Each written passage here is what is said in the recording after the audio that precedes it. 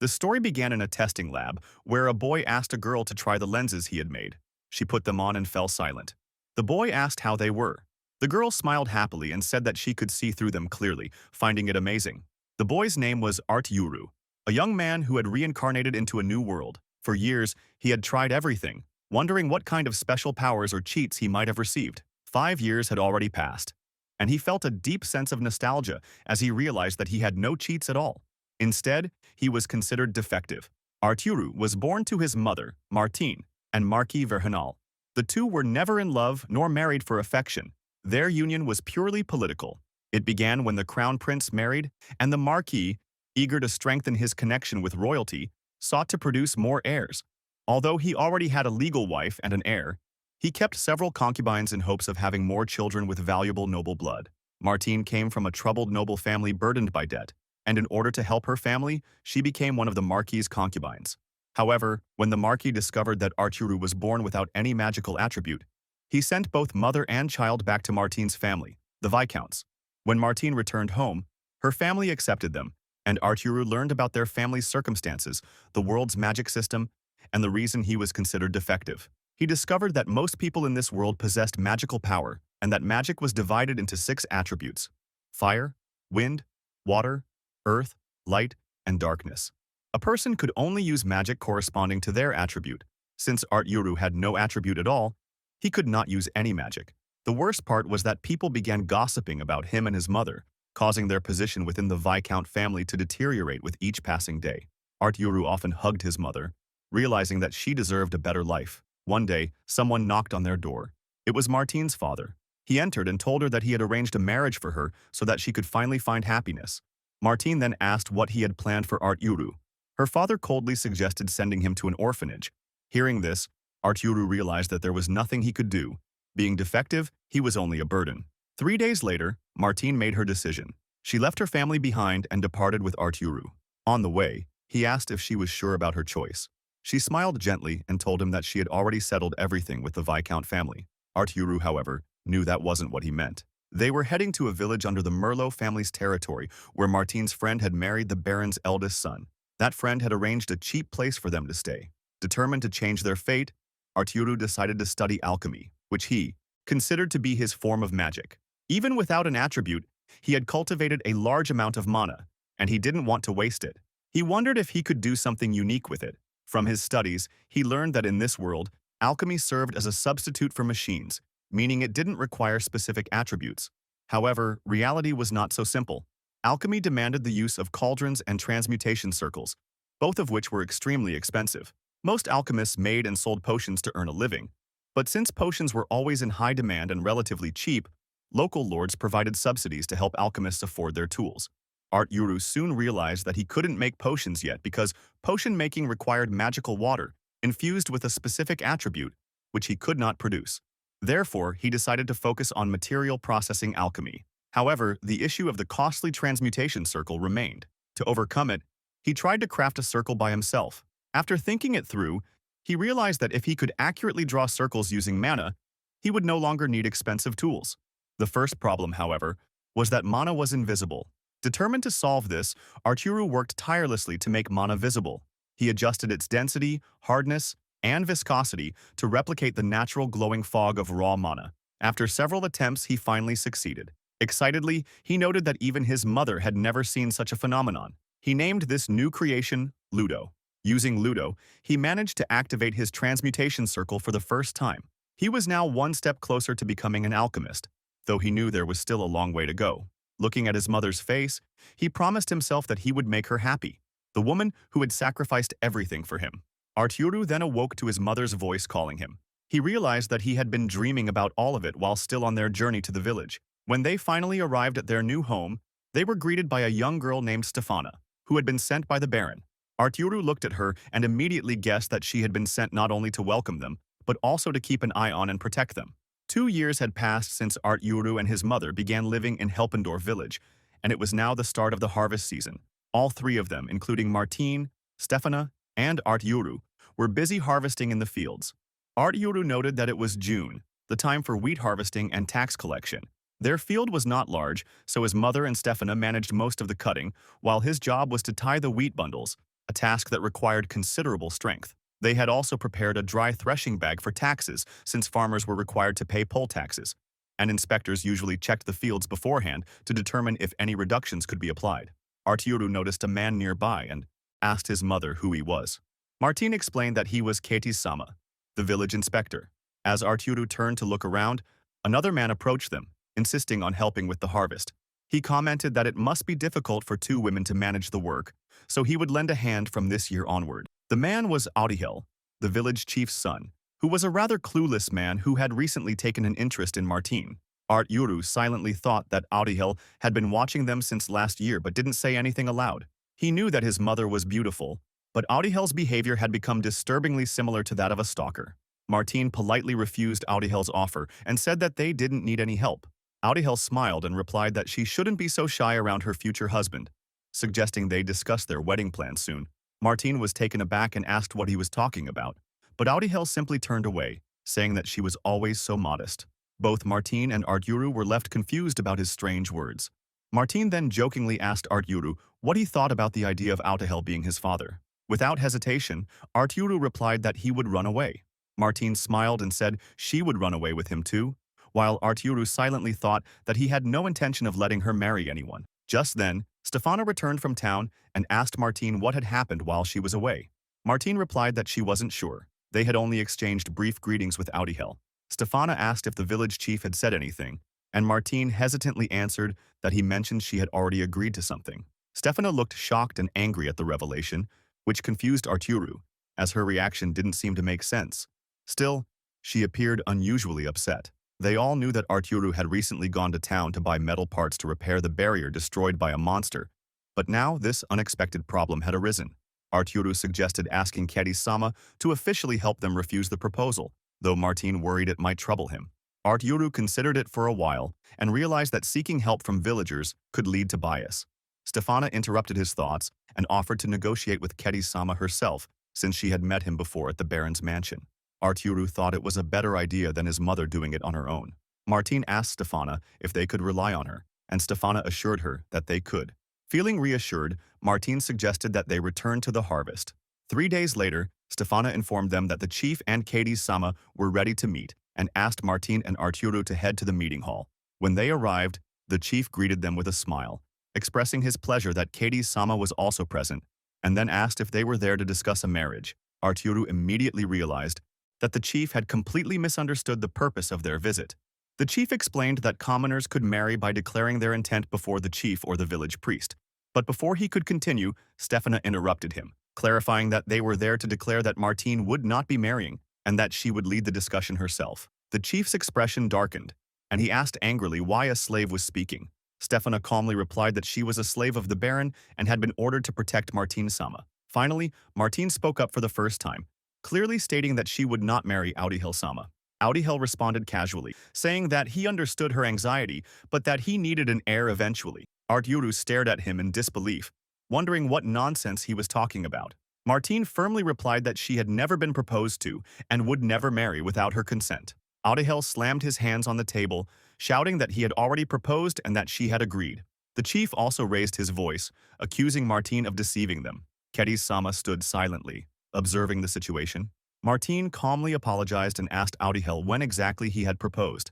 Arturo glanced at his mother and noticed that she looked tense, while Audihel appeared deadly serious, making him wonder if something had happened without his knowledge. He gently held his mother's hand and smiled at her, knowing it was the only thing he could do to comfort her. Finally, Audihel explained that he had proposed the day after repairing the barrier, as his father had told him it was time to marry. So he naturally chose her, someone who, in his mind, liked him. Martin was astonished and asked why he thought she liked him. Audihel shouted that someone had told him she never smiled at anyone she didn't like. Martin had no idea who he was referring to, while Arturo realized that Audihel had completely misunderstood the situation.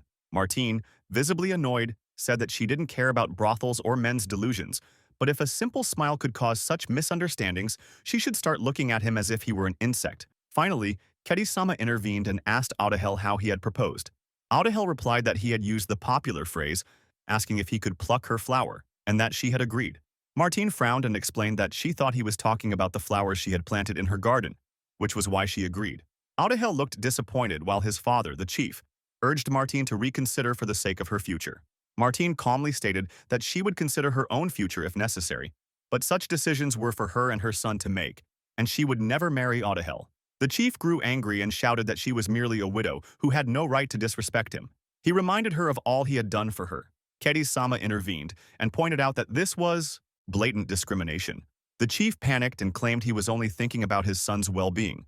Stefana stepped forward and said that further discussion was meaningless, since the matter was neither a valid proposal nor an agreement. Someone suggested reporting it to the Baron, but Stefana dismissed the idea, saying it wasn't necessary as people sometimes got emotional. The chief let out a sigh of relief at her words. Arturo, however, knew that while the situation had settled for now, he could only hope that his mother's circumstances would not worsen after this confrontation with the chief's family. 2 weeks had passed since the marriage fiasco, and although Audihel had shown up once afterward, he never returned again, especially after Martine asked him if he had come just to get stepped on. Arturo was quietly relieved to know that Audihel wasn't into that sort of thing. The next day was dedicated to wheat threshing. As they worked, Arturo couldn't help but wish they could somehow automate the tools. Once the wheat was threshed, they began collecting the grains. Martine asked Stefana to perform wind magic to help separate the chaff, and Arturo soon found himself feeling rather useless, stuck with the simple task of bagging the sorted wheat. They ended up paying 6 of their 15 bags as taxes, and even though the work was tiring, Arturo couldn't stop thinking about how much easier things would be if he could someday build a thresher. Later, he asked his mother if he could go gather materials to make farming tools, but Martine immediately refused, telling him that he wasn't ready yet. Arturo had already suspected as much. Even though Stefana had been teaching him swordplay, he knew he was still too weak to venture into the forest. Stefana herself could handle such tasks alone, but Arturo didn't even have the authority to issue gathering requests, leaving him stuck wandering around the house without much to do. As he walked, he noticed a tree oozing amber-colored sap. Curious, he touched it and decided to taste it, only to grimace immediately because it was awful. He realized it wasn't edible but wondered if he could somehow turn it into a honey amber gem instead. He recalled that honey amber gems were quite rare, though they often trapped insects inside and weren't particularly popular with women, which made their demand and price relatively low. Still, collectors valued them, so he thought he might be able to make some money by crafting and selling them. He began brainstorming, trying to remember what he knew about amber. The only fact that came to mind was that amber was essentially fossilized tree resin. Thinking there was nothing to lose even if he failed, he decided to give it a try. He spent about 30 minutes collecting a good amount of the amber sap and then set out to purify it using alchemy. It was his first time performing alchemy outside of practice, and he felt a mix of excitement and nervousness. He began by using Ludo to draw the outer sphere pattern, then added the purification diagram inside it. The domain sphere was designed to block external interference, allowing him to focus the technique's effect within its boundary. Arturo injected the sap into the circle to remove impurities, channeling mana into the inner purification diagram. Once that step was complete, he maintained the structure while erasing the purification diagram and then redrew it for extraction. After a few moments, the sap dried, and Arturo held it in his hands, wondering if his alchemy had succeeded. Unfortunately, he quickly realized it hadn't. Simply drying and removing the moisture wasn't enough to make the substance strong. After thinking for a while, he decided to try applying pressure and extraction at the same time. However, he soon found that he couldn't switch effects without redrawing the technique diagram, which made simultaneous compression and extraction impossible. Realizing he needed a better system, Arturo concluded that he would have to use multiple technique diagrams working at once, similar to a transmutation cauldron, which allowed for layered effects. He experimented by drawing several technique diagrams on one plate, but it quickly became chaotic and unstable. To fix this, he decided to draw the domain sphere and the technique diagrams separately, giving him more flexibility in controlling their functions. After several attempts, Arturo finally completed a proper transmutation circle. It worked beautifully, and for the first time, a small gem began to form before his eyes. The process had succeeded, though the gem turned out a bit too round, needing further refinement. Still, as he held the glowing piece in his hand, he couldn't help but smile because it was his first true step as an alchemist was finally taking shape. Since making his first honey amber gem, Arturo had experienced a lot, and he could now produce them consistently. As a result, he was able to mass-produce them, and whenever he had free time, he created more and stored them in the warehouse. Arturo held one of the gems in his hand and commented that it was one of his best works yet, but Martine suddenly appeared behind him and asked what he was talking about. Arturo explained everything about the gem he had made from tree sap using alchemy. Martine asked if he had shown it to anyone else, and Arturo replied that she was the first to know about them. Martin then advised him not to show them to anyone because they could be sold for up to 5 gold coins. Arturo was shocked to hear that, while Martin asked if he could make a bunch of them. Arturo began thinking about it when Martin held his hand and asked how he saw his future. Arturo thought for a while and realized that he had never given it much thought before, but his biggest wish was to make his mother happy. All he had was alchemy, yet he knew his current knowledge was still not enough. After reflecting for a moment, he finally said that he wanted to study alchemy at the Noble Academy. In his country, the only place to properly learn alchemy was the royal capital's Noble Academy, and only those with a noble house recommendation could enroll. Arturo knew that it was an unreachable world for someone like him, born without attributes. Martin asked if he was serious about it, and when he confirmed that he was, she told him that they should act quickly and that she would handle everything.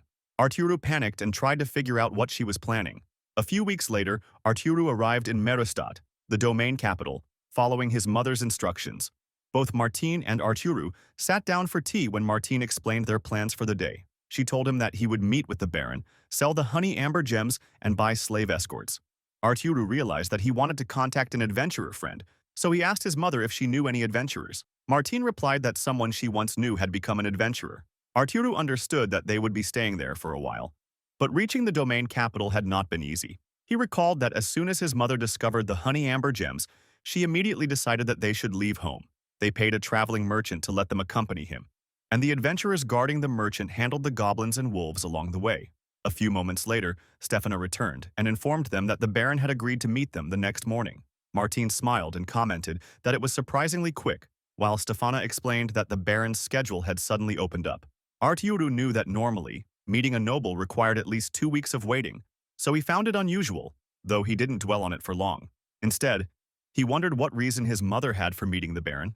The next morning, all 3 of them arrived at the Baron's mansion. A servant asked Arturo and Stefana to wait in the pavilion, while she led Martin to the hall. The Baron soon entered and apologized for making her wait. Martin greeted him warmly, saying she was glad to see him in good health, and the Baron replied that he was pleased to see that she was doing well too. Settling down, he commented that it seemed Stefana had been quite useful.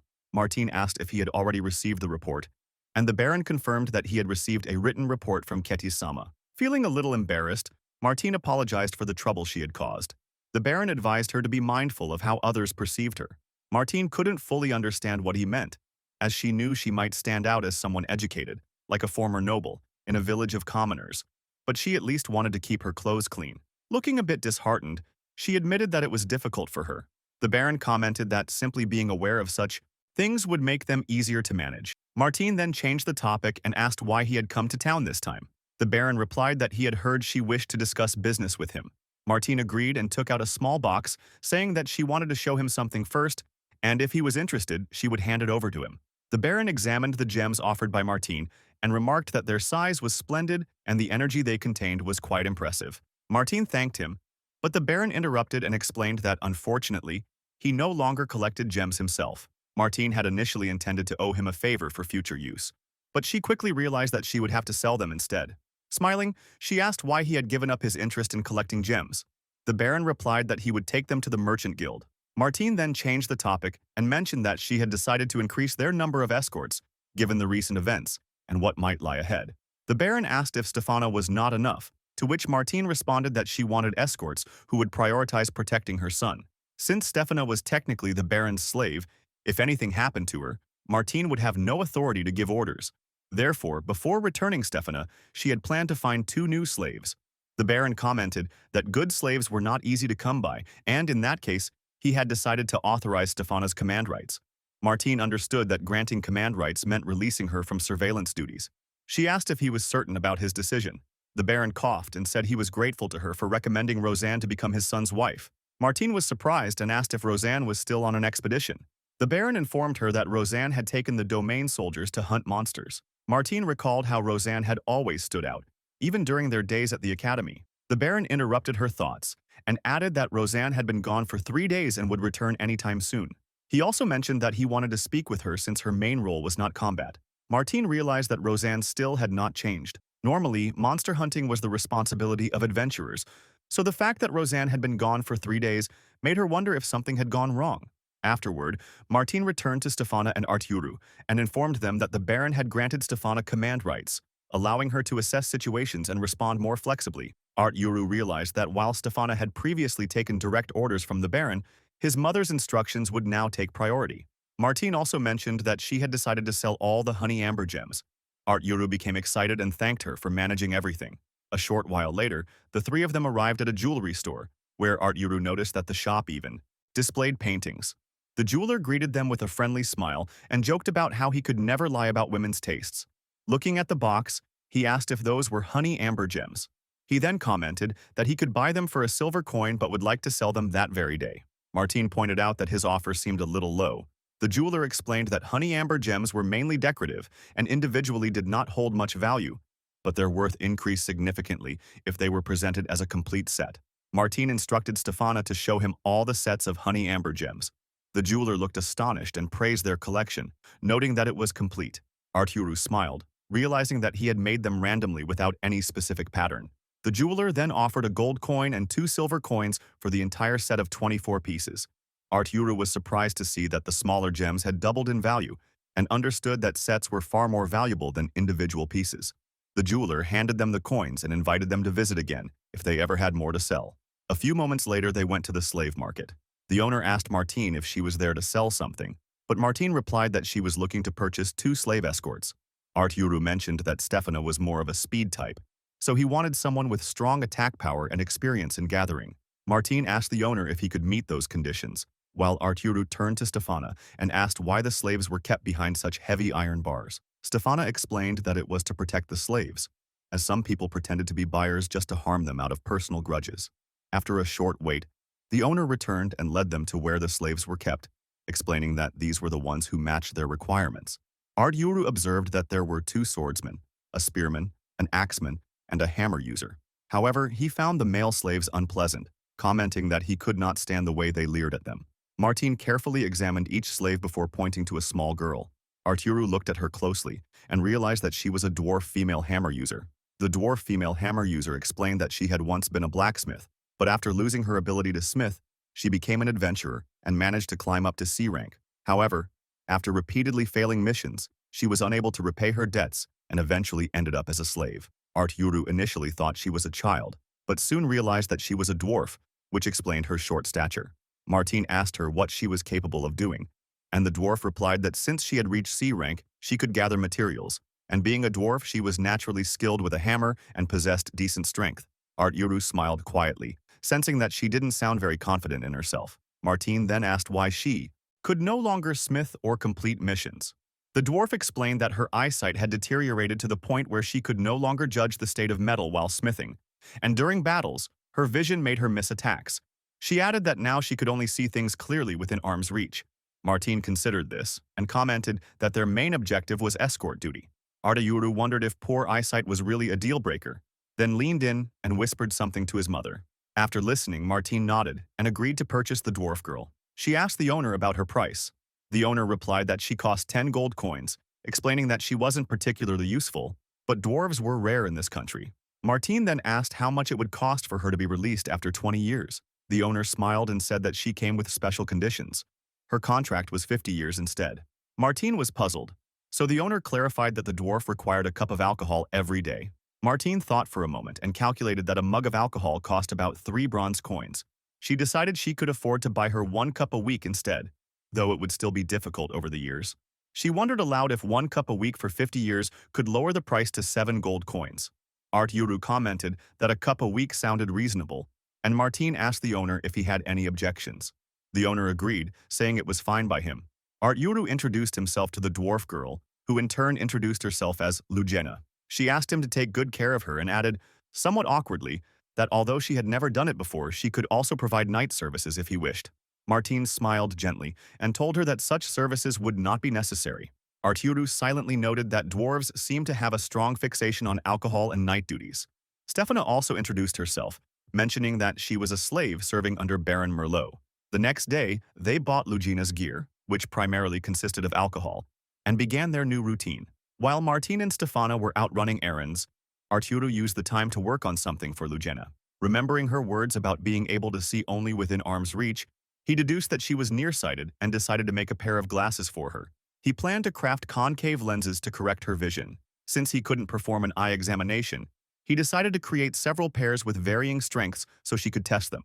He set up a transmutation circle, noting that gold, silver, and copper could be melted using a basic heating circle, but iron wouldn't melt. That meant there was a temperature limit, so he began experimenting with stronger heat to see if he could overcome it. After testing and adjusting, he found that iron melted when he used two layered circles. Once he succeeded, he performed purification and shaping, through alchemy to form the lenses. While he was still working, Lugena entered the room and asked what exactly he was doing. Arturo asked if she was having trouble seeing. Lugena replied that she could see him clearly up close, but didn't understand what he was doing or how he was able to make glass. Realizing that he hadn't explained anything properly, Arturo began telling her about materialization, alchemy, and the use of transmutation boards. However, midway through his explanation, he noticed Lugena pulling at her hair in frustration. Concerned, he asked if she was all right. Lugena grabbed his collar and exclaimed that she was definitely not all right and had never heard of anything like what he just said. Arturo quickly apologized for overwhelming her. Lugena sighed and said it was fine, though none of it made sense to her. Arturo then asked her to keep the glasses project a secret from Stefana. Lugena asked if Stefana knew that he could use alchemy. Arturo explained that she did, but his mother had advised him to keep certain details private. He clarified that it wasn't because Stefana was untrustworthy, but that sometimes it was safer if she didn't know everything. Lugena commented that Stefana seemed to be in a rather complicated position, and Arturo agreed, saying it couldn't be helped. He then handed her one of the glasses and urged her to try them on. Lugena hesitated, but eventually put them on. After a few seconds, her eyes widened in surprise, and she exclaimed that she could finally see clearly even from a distance. Arturo watched her reaction and realized that he hadn't expected her to look that happy. Lugena jumped around cheerfully with her new glasses, and Arturo found it refreshing to see something so ordinary from a completely new perspective. He thought that while vision problems couldn't be cured with magic or potions, perhaps they could be solved through alchemy.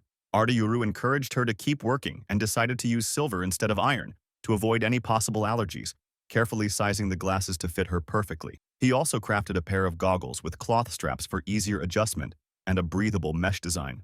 Arturo explained that the goggles were meant for combat since regular glasses tended to slip too much during a fight, then asked if she could smith again while wearing them.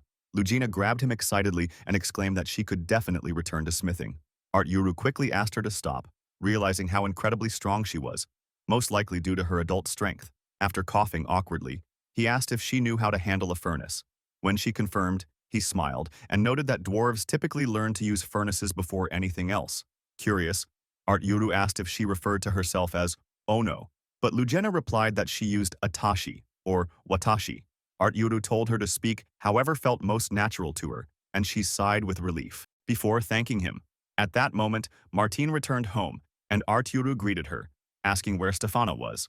Martine smiled and said that Stefana was at the dining hall preparing for Lugena's welcome party. Arturo found it surprising, since no one usually threw a party for a former slave, but it seemed Stefana's time living with them had softened her. A few moments later, Martine noticed Lugena's glasses and asked if those were the ones Arturo had mentioned.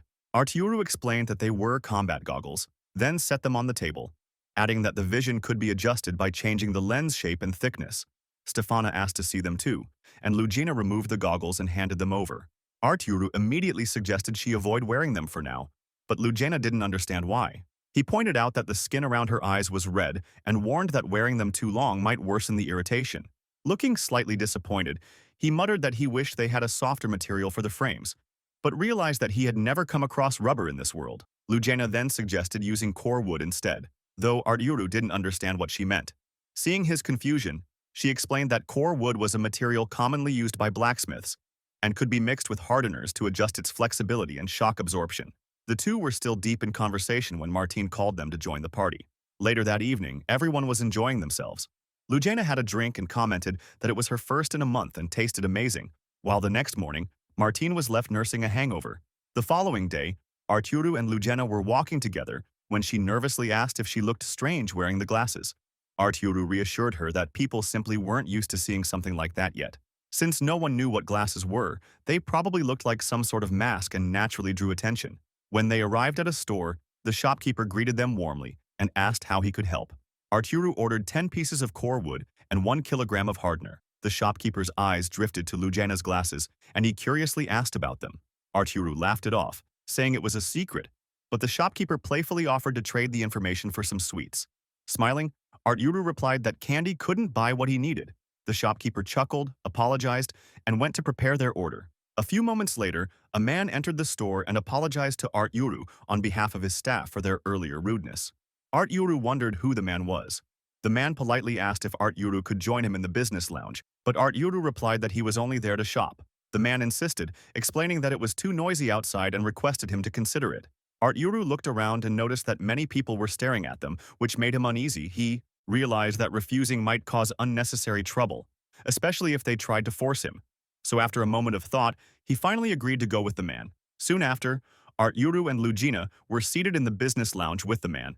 He introduced himself as Heisbert, the manager of the Obsidio Company's Merlot branch, and offered Arturo some coins as an apology for the earlier inconvenience.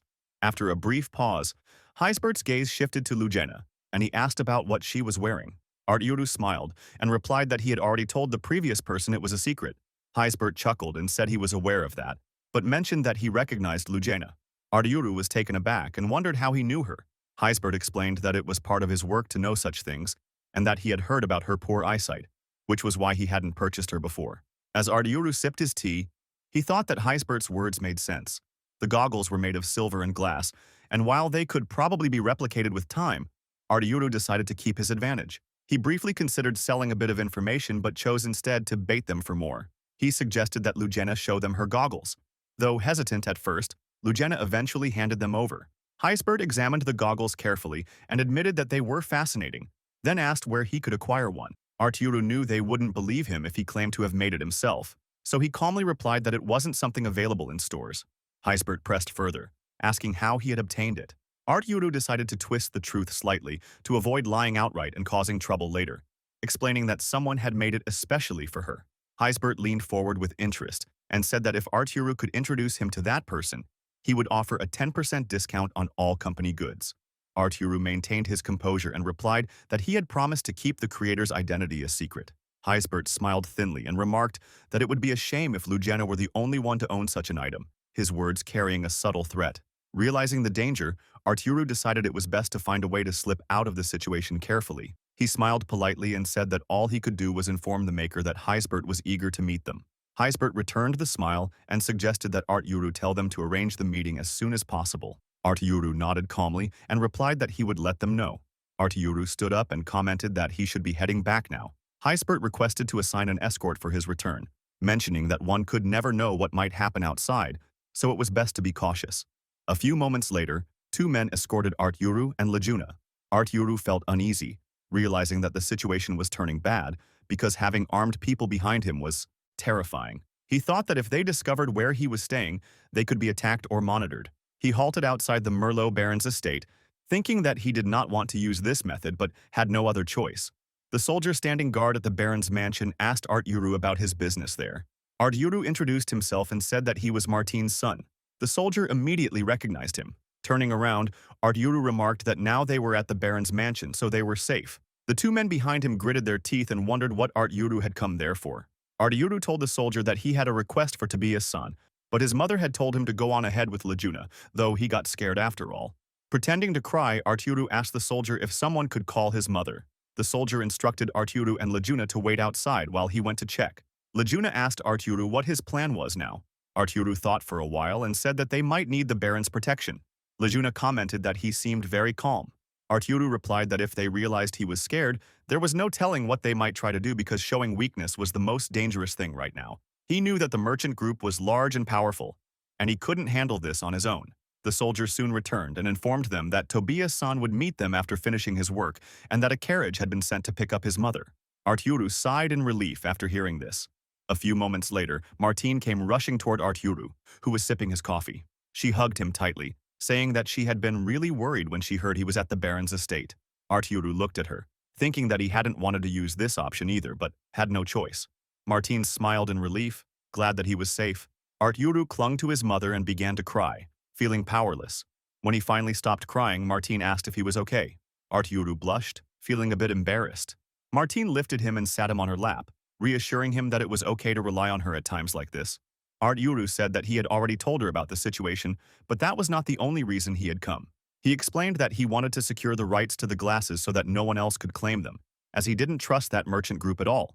He believed that the barons would listen to them because of his mother's connections with Roseanne. He then asked what she thought of the people at the baron's estate. Martine replied that His Excellency, the baron, was very traditional but not stubborn. His wife was a wise and kind woman. Tobias was serious and a little too trusting, and Roseanne was a righteous and skilled warrior. Arturo asked if it was okay for him to talk to Tobias-san, and Martine, looking slightly disappointed, said that they didn't have many other options.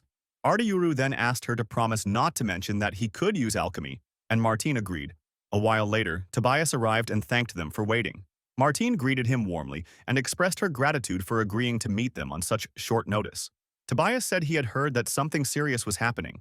Martine smiled and requested that he clear the room before she explained everything. Tobias asked if she doubted the trustworthiness of his staff, but Martine replied that the matter concerned commercial profits, and unless he could take responsibility for an information leak, it was better to be cautious. Arturo realized that the world seemed to have no concept of confidentiality.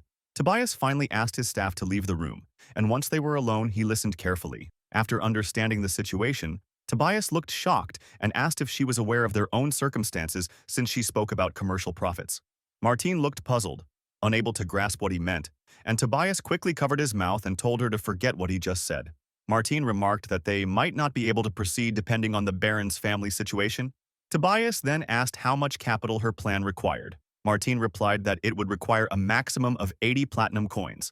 Tobias looked surprised and a bit disappointed, saying that 80 was too much. Martine clarified that it was only the upper limit and might not even reach 40. Tobias thought deeply, and Arturo realized that Tobias was not good at hiding his thoughts.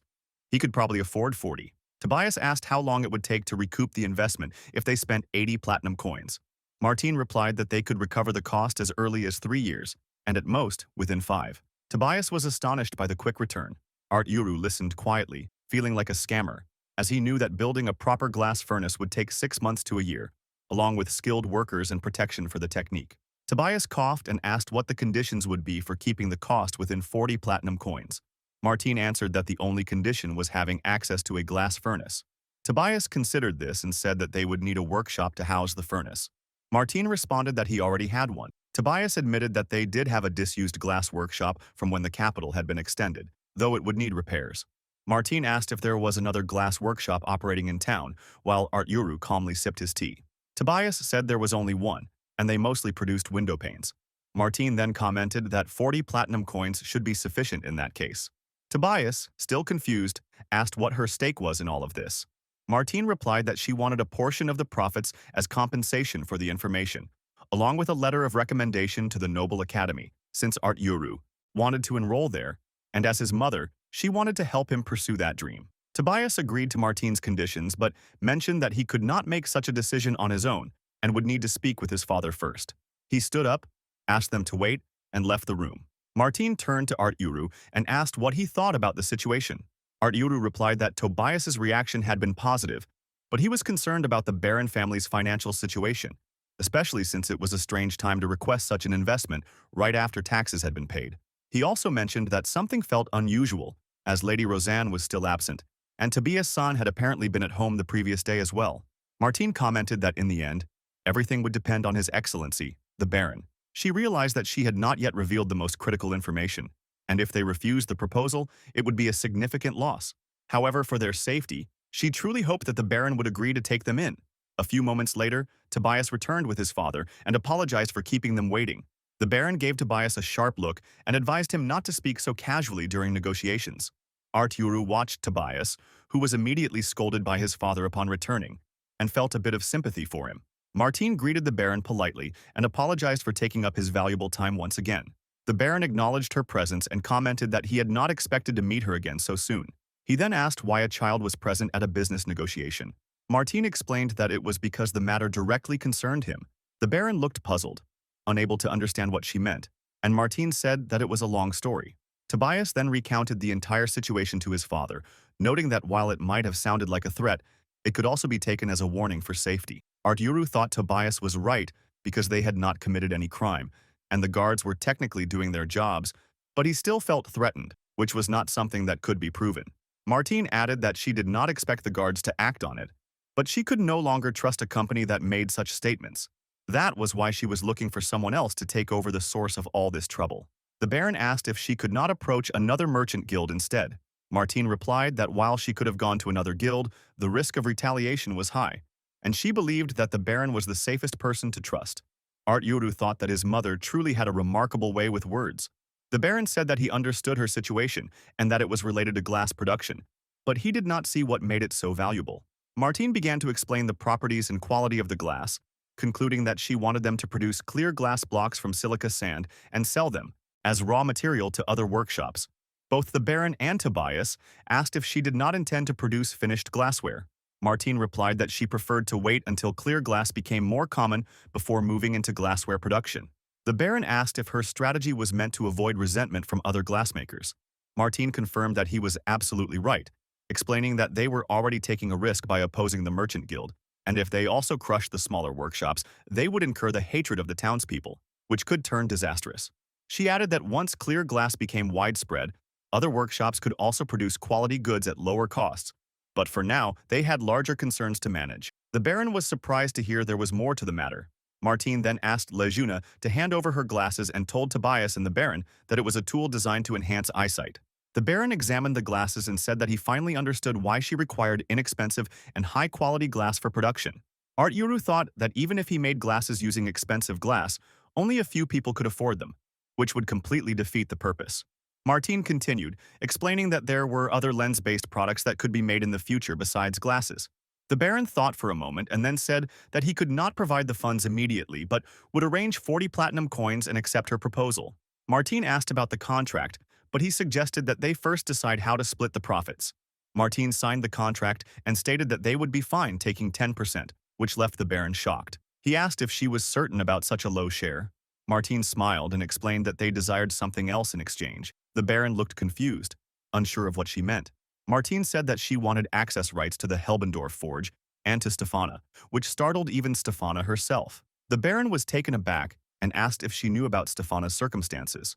Martine admitted that she did not. The Baron explained that Stefana was a lifetime criminal slave. There were 3 classes of slavery.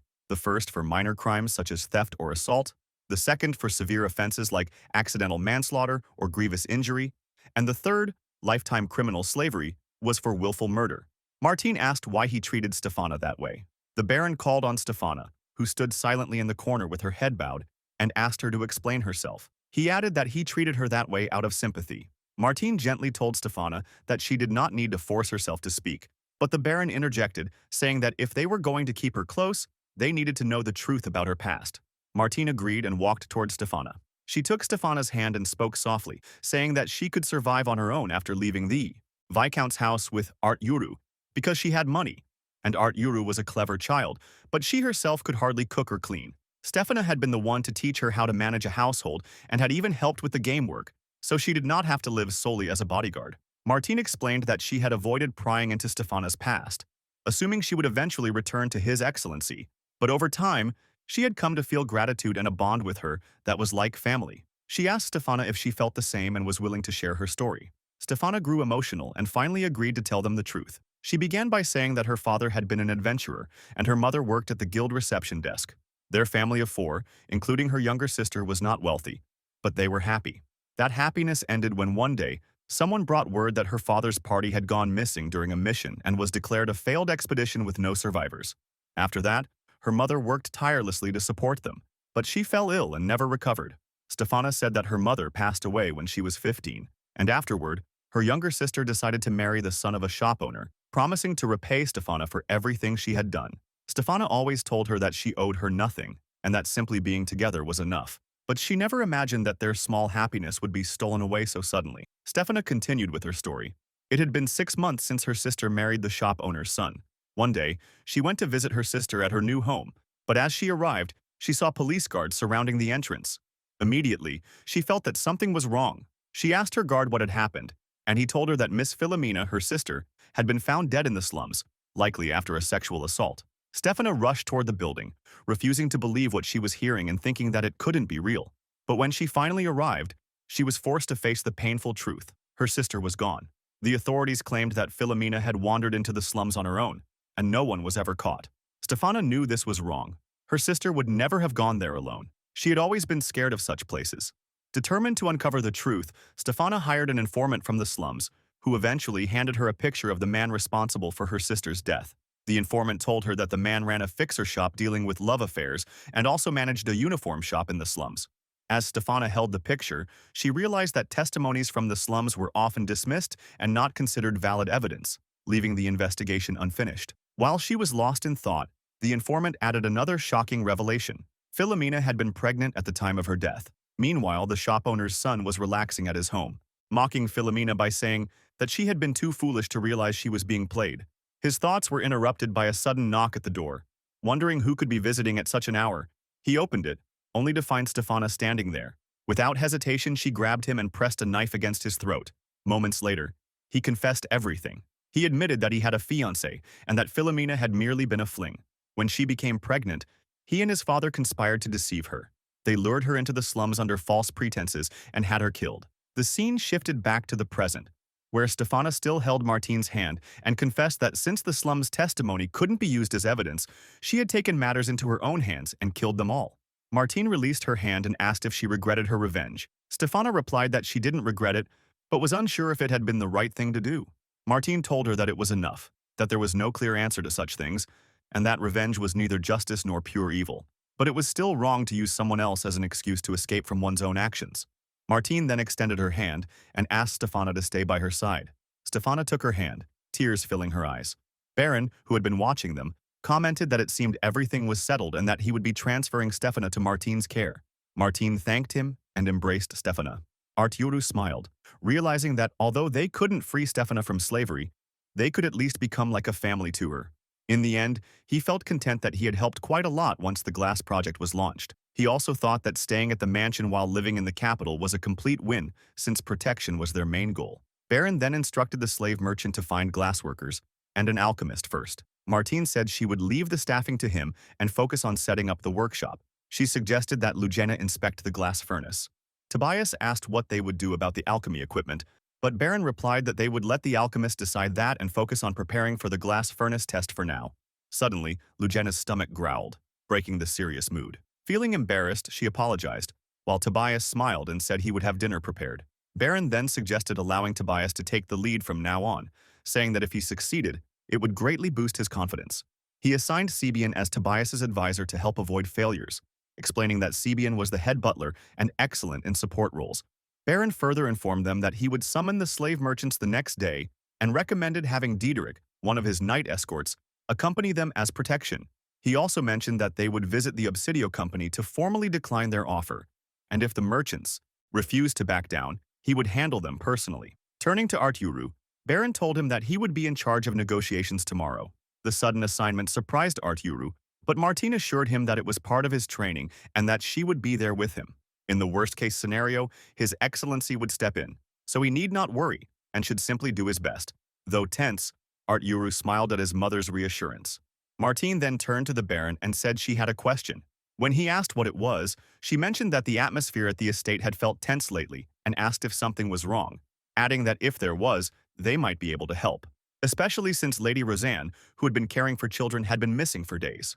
Realizing that Martine's question came from genuine concern and that she would find out eventually, Baron decided to tell her the truth. He explained that a few days ago, Fernadolk village had been destroyed by a horde of monsters. Arturo immediately recalled that the village was supposed to serve as a highway hub through the forest, while Martine was shocked by the news. Baron continued, explaining that the defenses had not been completed in time, and the villagers couldn't hold out, so Roseanne went to lead the subjugation force herself. When Martine asked how strong Lady Roseanne was, she was told that Roseanne's strength was comparable to that of a royal palace guard, which amazed Arturo, who thought she must be incredibly powerful. Baron added that they had also hired adventurer parties, as they were more suited for battles in the forest. Martine finally understood the situation and noted that this explained why the estate's funds were currently so tight. Baron agreed, explaining that both monster subjugations and rebuilding villages consumed a great deal of money. Arturo felt sorry for the people of the village and realized the situation made sense. Martine extended her hand to the Baron and promised that they would work as quickly as possible to get the glass workshop operational. Baron shook her hand and replied that he was counting on her. Finally, a few moments later, it was dinner time, and Martine asked Stefana to join them for the meal. She snapped her fingers and remarked that it was inefficient to eat separately when there were only 4 of them and that meals were meant to be shared as a family. Both Stefana and Lugena sat with the others for dinner. Later that night, Artiuru and Lugena began working on the glasses. Artiuru commented that it was time to improve the goggles. He wondered if the gel interior truly absorbed impacts, while Lugena explained that it was made from a magic stone but was soft enough to be used as a core material. Artiuru realized that the core sheet from Lugena's armor was quite stiff and thought that something more like rubber would be better for goggles that touched the face. Lugena told him that although it was called core, it was not actually that hard. Artiuru said he wanted it softer and began materializing it. Watching him, Lugena asked why he was putting wheat grains inside, but Artiuru simply told her that it was a secret for later. 5 minutes later, it turned out to be another failure because the material was too soft. Artiuru said the softness was still acceptable, but Lugena disagreed, saying it was too soft. Artiuru decided to use sesame seeds instead of wheat and discovered that the result was perfect. He named it foam core, but Lugena interrupted, pointing out that there was no foam involved. Artiuru, in a cheerful mood, replied that the name was about the vibe. He replaced the leather strap with the new material and asked Lugena to try them on. She wore the goggles and commented that they didn't shift even when she moved. Artiuru suggested that they keep testing the goggles and continue improving the glasses as well. He disassembled the parts, reforged them with alchemy to fold the hinges neatly, and replaced the leather nose pads with ones made from firm core sheet. Once it was done, Artiuru remarked that the glasses would be much easier to carry around now. Lugena commented that after seeing him work, it felt like they didn't even need a blacksmith. Artiuru smiled and told her that he couldn't make blades with alchemy. Lugena was surprised to hear that, and Artiuru explained that while he could shape materials, he couldn't create fine cutting edges because the forming process required precision, and his alchemy was too rough for blades. Lugena asked if he could harden the material using alchemy. Artiuru thought for a while and realized that although there was a cutting technique, cutting and sharpening were different, and he only knew the 10 basic techniques from the book. He decided to research more later and asked Lugena if she could teach him about metals. From a distance, Stefana and Martine watched them and smiled. The next day, Artiuru and Martine arrived at Heisbert's mansion. A man welcomed them, and Artiuru immediately recognized him as the clerk from the previous day. Smiling, Artiuru asked if Heisbert was there. The clerk requested them to wait in the meeting room while he went to call him. A few moments later, Heisbert entered and apologized for keeping them waiting. Martine greeted him politely, and Heisbert asked Artiuru if she was the creator of the glasses. He then remarked that she was very beautiful, but Artiuru told him that she was his mother. Heisbert immediately tried to hide his awkwardness and commented that Artiuru's father must be a dwarf. Artiuru wondered why he would say that, while Martine calmly clarified that Artiuru had no dwarf blood. Heisbert stepped forward and apologized, explaining that he had assumed it because of the way Artiuru spoke and behaved, so refined and composed despite being so young, that he thought he might be half-dwarf. Artiuru reflected that due to his past life memories, his mind and body didn't match, and he wondered if others found him strange. Martine gently patted his head to comfort him, and Artiuru realized that he couldn't let such things discourage him since his goal was to make his mother happy. Turning back to Heisbert, Artiuru explained that the Baron of Merlot had purchased the rights to the information regarding the glasses and suggested that all future inquiries be directed to the Baron's estate. Heisbert looked at him and said that he had been the first to approach them, and even if it was the Baron, he had only been asked to convey interest, which he had done. Artiuru replied that the response Heisbert had just heard was their final answer. Heisbert added that he had also asked when negotiations could begin and had passed along a request for urgency. Artiuru calmly asked what exactly he intended to negotiate. Heisbert hesitated and then admitted that he wanted to purchase the production method. Artiuru smiled inwardly, realizing that Heisbert had exposed himself. He stated that he had only been asked to make an introduction and hadn't been informed of the negotiation details. He added that if Heisbert truly wished to buy the production method, he should have clearly stated so and purchased exclusive negotiation rights. Heisbert argued that his side could have gained much more profit, but Artiuru responded that some things were more important than profit and asked if Heisbert understood his meaning. Heisbert nodded, saying that he did and that he would withdraw for now.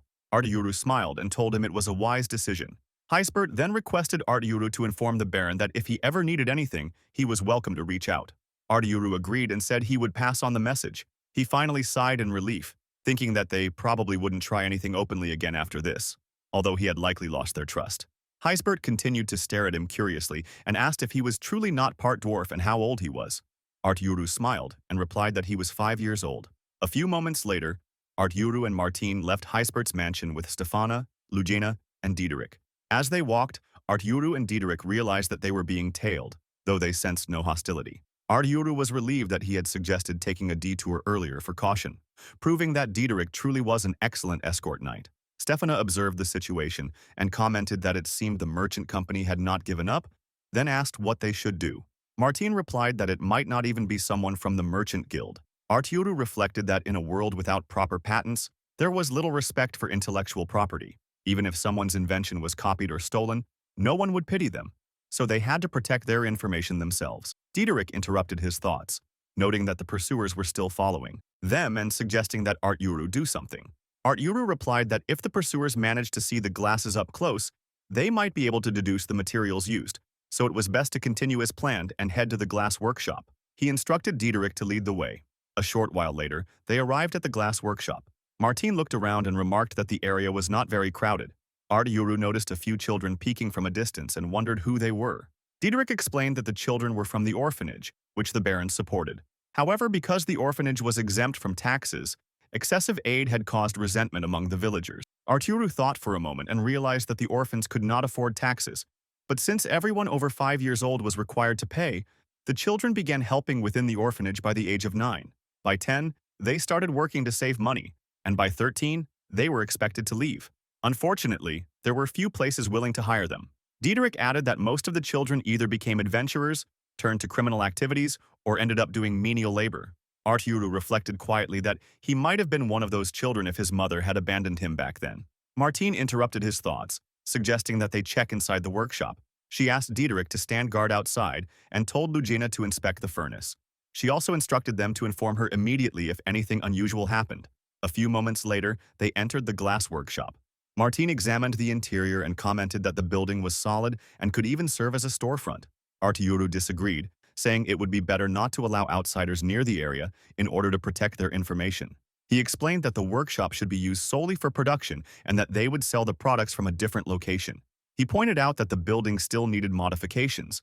There were too many entrances and exits, and the workspace was too exposed. He suggested building a wall around it and installing magical air conditioning. Lugina reported that the furnaces were in good condition, and Arturo decided that they should return to the Baron's mansion to report their findings. A short while later, they all arrived at the Baron's estate, where Tobias welcomed them and said he would show them the room before hearing their report. He led them to a room and explained that it would serve as their information room for the glass business. It had originally been a shelter, making it easy to defend against intruders. He added that 3 private rooms were available, with lodging as an option, and that everything had been cleaned and prepared for use. Arturo looked pleased and impressed. Tobias mentioned that only he and Sebian held the keys to the room, so no one could enter without them. Martine asked if there was a secret passage since it had once been a shelter. Tobias explained that the path they had just taken was the secret passage, as the original entrance had been sealed long ago. Martine smiled, saying that was reassuring, and Tobias replied that he was glad she liked it. Arturo smiled too, thinking it felt like a secret base. Tobias then shifted the topic and asked for their report. Martine began, explaining that the Obsidio Merchant Guild had finally backed off, though they clearly had not given up entirely. She added that they were being followed on the way back, making it highly likely that someone was still after their information. Tobias thought for a moment and said that they would need to remain on high alert. Martine then presented a chart, explaining that she had prepared a renovation plan for the workshop to minimize the risk of information leaks. She admitted that she could not guarantee its complete effectiveness but wished for it to be tested. Tobias reviewed the plan carefully and then commented that it was impressive and well thought out. Martine smiled, thanked him, and said that the next step was to finalize the staffing. Tobias informed her that he had already secured an alchemist, but finding skilled glassworkers had proven difficult so far.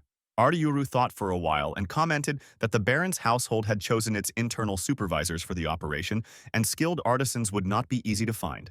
Tobias remarked that if they could not find anyone within the territory, then it would be best to search outside. Arturo agreed, saying that it could not be helped since craftsmen were vital to the project. Tobias then asked Sebian if he had anything to add. Sebian replied that he believed it would be wise to begin training alchemists.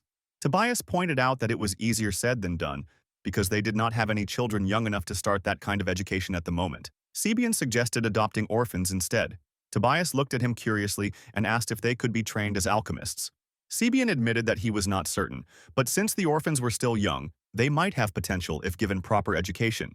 Tobias commented that it would be worth trying, while Arturo thought to himself that, although they did not know if orphans had the aptitude for alchemy, Learning to read and perform basic arithmetic would still benefit them. With enough training, their mana capacity could also develop. Tobias interrupted his thoughts and suggested ending the discussion for the day, as he had been thinking non-stop since yesterday and was exhausted. 2 days later, they all went shopping together. Lugina held up 2 different garments and asked Artyuru which one he preferred. Artyuru realized that he had never given her anything apart from a simple pair of glasses and had forgotten to buy her clothes. However, his mind was distracted by the way the garments were constructed, noticing that all of them had strings at the waist. Curious, he asked her if there were any fabrics that could stretch or contract. Lugina explained that clothes were made from thread, and thread neither stretched nor shrank. She asked him again which one he preferred, and he finally gave an answer. Before he could say more, Martine interrupted and asked him to help her choose a skirt. He pointed to one and commented that it was better in terms of color. Martine agreed, adding that bright colors were the way to go. Lugina watched them, visibly annoyed. Artyuru noticed her expression and asked what was wrong, but she simply pouted and said it was nothing. A short while later, they finished shopping and were on their way back. Martine told Artyuru that he should start shopping for himself more often from now on. She handed him a card and suggested that he manage his own money. Artyuru thanked her and asked how much was in it. Martine smiled and told him that it contained 1 platinum silver coin. Artyuru was shocked, while Martine explained that it was his personal allowance and that he did not need to worry about living expenses since those were covered separately. Artyuru stared at the card, realizing that this must have been the money given by the Marquis. He had always thought of the Marquis as a strict and merciless man, but now he realized that forming opinions about someone he had never met was pointless. A few moments later, they arrived at the glass warehouse where workers were busy with renovation work. The operation manager demonstrated the soundproofing results using the core sheets, explaining that normal speech could not be heard from outside, although loud noises still came through slightly. Artyuru thanked him and asked about the thickness of the core sheet used. The manager replied that he had used the thinnest sheet, which was 5 millimeters thick, and that if they used 10 millimeters on walls or ceilings, it would collapse under its own weight. Artyuru realized that this would be problematic, but he was relieved to know that even a thin layer could effectively block conversations. He also found himself eager to research more about stretchy fabrics, core sheets, and metalwork. Later, as they were returning to the mansion, Martine mentioned that Roseanne would be back that day and might already be home by the time they arrived. Artyuru recalled that Lady Roseanne was a master of physical enhancement magic and that her title had been earned through her ability to cleave monsters with her great sword. By the time they reached the mansion, Lady Roseanne was already standing at the entrance, ready to welcome them. All of them, including Tobias, Martine, the Baron and his wife, Roseanne, and Artyuru, were seated around the dining table. Artyuru thought that his mother had taught him proper table manners, yet he couldn't help feeling tense. The head of the Baron household, Tunis, commented that whatever had happened in Blunendorf was unfortunate. But now they had a path to recovery because of the glass project. Artyuru realized that he already knew most of the people there, but they went through the introductions again to reaffirm the family structure. The head of the Baron household then asked Martine why she wanted to send Artyuru to the Noble Academy. Martine smiled and explained that it was because Artyuru himself wished to go there and study alchemy, while Artyuru quietly continued eating his food. Tonus asked whether alchemy didn't require multiple elements like water. Martine sighed and replied that nowhere in the alchemy texts did it state that elemental attributes were necessary. She added that elemental requirements applied only to potion making and that alchemy could be performed without them. Tunis asked if what she said was written in the books, to which Martine casually responded that she would leave that to his imagination. Artyuru continued eating, thinking that his mother was being vague, because the truth was that she had drawn that conclusion only because elemental requirements were mentioned solely in potion recipes. Martine then added that although Artyuru might not have any elemental attribute, he did possess mana, and she believed he would become a fine alchemist. Roseanne cheered and declared that she would raise her son to be a swordsman who would surpass her. A few moments later, a man arrived at the mansion and introduced himself. Martine greeted him warmly and invited him to take a seat. The man hesitated, but Tunis reassured him that he had permission, so he could sit down. Trembling slightly, the man finally settled in. He was Rombode, a former member of the alchemy department at the Noble Academy, though due to unfortunate circumstances, he had been sold to slave traders, a complicated story in itself. Martine told him that they wanted to align his skill set with the role of alchemists in the glass project that day and asked if he understood the alchemist's role in the project. Rombode, visibly tense, replied that his task was to purify molten glass and shape it into lenses. Martine confirmed that he was correct and asked if he had any thoughts or questions. After hesitating, Rombode spoke up, saying that he felt the work was beneath an alchemist. Martin couldn't understand his reasoning and asked why he thought so. Rombo explained that purifying and shaping glass were tasks even a bronze-level alchemist could perform. Arturo watched him, confused by what he meant. Rombo further explained that alchemists at the Noble Academy were ranked by badge colors, gold, silver, and bronze, and one graduated only after earning all three. He added that he was only a bronze-ranked alchemist, so the task didn't bother him much. But higher-ranked alchemists would likely refuse such work. Arturo thought for a moment and realized that they should search for individuals like Rombo, those who wouldn't make a fuss over prestigious titles. He decided to make sure Tobias knew about this insight. Soon after, Tunis suggested that Rombo begin his work. Rombo started performing alchemy, and others assisted in purifying the lenses. After some time, one of the men announced that the process was complete, and they just needed to let the glass cool before it would be ready. Arturo knew that Rombo could perform around 15 to 20 transmutations a day, but that wasn't enough, so they added another bronze-tier alchemist named Olaf to form a two-person team. Since Arturo couldn't find any active glass artisans, they persuaded the retired craftsman Corpus to assist, and Rombo began training the slave team to become proper artisans.